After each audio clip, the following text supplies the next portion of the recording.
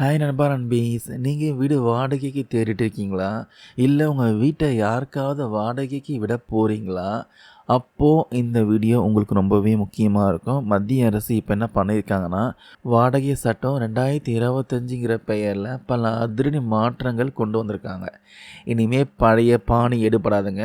அப்படி என்ன தான் புதுசாக வந்திருக்குன்னு கேட்டிங்கன்னா, வழக்கமாக வீடு தேடுறப்போ என்ன நடக்கும்னா, ஒரு ஏரியாவில் 10 மாதம் அட்வான்ஸ் கேட்பாங்க. இன்னொரு இடத்துல இஷ்டத்துக்கு வாடகை ஏற்றுவாங்க. பாதி இடங்களில் பார்த்தீங்கன்னா வாய் வார்த்தையாக பேசிட்டு குடியேறுவோம். ஆனால் இனிமேல் அப்படி பண்ண முடியாதுங்க.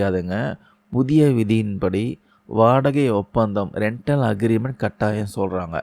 வீடு குடியேறி 2 மாதத்துக்குள்ள உள்ளூர் வாடகை ஆணையத்தில் ரெண்டல் அத்தாரிட்டி கிட்ட உங்கள் அக்ரிமெண்ட் பதிவு செஞ்சே ஆகணும். இது ஓனர் டெனண்ட் 2 பேருக்குமே பார்த்தீங்கன்னா மிகப்பெரிய ஒரு பாதுகாப்பாக இருக்கும்.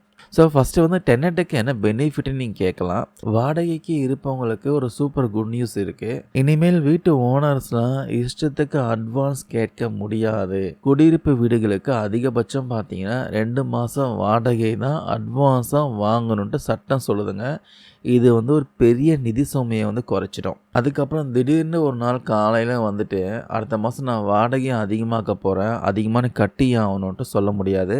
வாடகையை உயர்த்தணும்னா முறையாக முன்கூட்டியே நோட்டீஸ் கொடுக்கணும். அதுக்கப்புறம் அதே மாதிரி தக்க காரணம் இல்லாமல் சட்டப்படி நோட்டீஸ் கொடுக்காம திடீர்னு வீட்டை காலி பண்ணவும் சொல்ல முடியாதுங்க, பார்த்துக்கோங்க. சரி, அப்போது இந்த வீட்டு ஓனர்களுக்கு ஒன்றுமே இல்லையா அப்படின்னு கேட்கலாம்.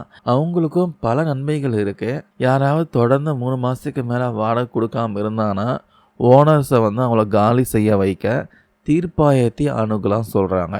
அதுக்கப்புறம் டிடிஎஸ் சலுகை கொடுத்துருக்காங்க. வாடகை வருமானத்துக்கான டிடிஎஸ் வரம்பு பார்த்தீங்கன்னா வருஷத்துக்கு 2,40,000 6 லட்சமாக இன்க்ரீஸ் உயர்த்தியிருக்காங்க. இது ஓனர்களுக்கு ஒரு பெரிய லாபமாக இருக்கும். ஸோ முக்கியமாக ஏதாவது தகராறு வந்தால் கோர்ட்டு படி ஏறி வருஷ கணக்கு அலைய வேணாம். இதுக்காகவே பார்த்தீங்கன்னா வாடகை தீர்ப்பாயங்கள் ரெண்டல் டர்புனல்ஸ் அமைத்திருக்காங்க.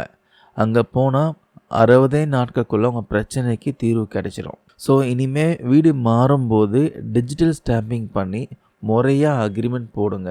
இந்த புதிய சட்டம் பற்றி நீங்கள் என்ன நினைக்கிறீங்க கமெண்ட்ஸை சொல்லுங்கள். இந்த பதிவு நான் கொடுத்த அப்படி யூஸ்ஃபுல்லாக இருக்கும்னு நினைக்கிறேன். தேங்க்யூ நண்பா நண்பீஸ்.